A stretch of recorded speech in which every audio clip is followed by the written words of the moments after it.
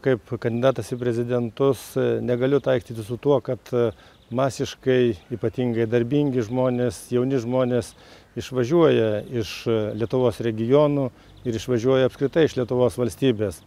Tai mano galva, kad per daug centralizuotai valdydami valstybę ir nesuteikdami galimybės regionams, savivaldybėms turėti tam tikrus finansinius instrumentus, remti verslą, remti ypatingai jaunus žmonės, jaunas šeimas, sudaryti sąlygas, kad Lietuvoje žmogus galėtų uždirbti bent 2-3 tūkstančius kiekvienoje Lietuvos vietovėje, ten, kur šiandien yra sukurta infrastruktūra, jinai labai brangi, ypatingai Lietuvos regionuose.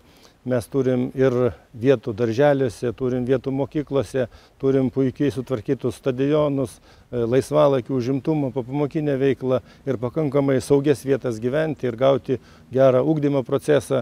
Žmonės neturėdami, sakykime, darbo vietos ir pakankamai pajamų išvažiuoja į didmiesčius, kur vargsta, neturėdami nei darželių, nei, atitinkamai gerų sąlygų popamokinės veiklos, ugdymo procesuose.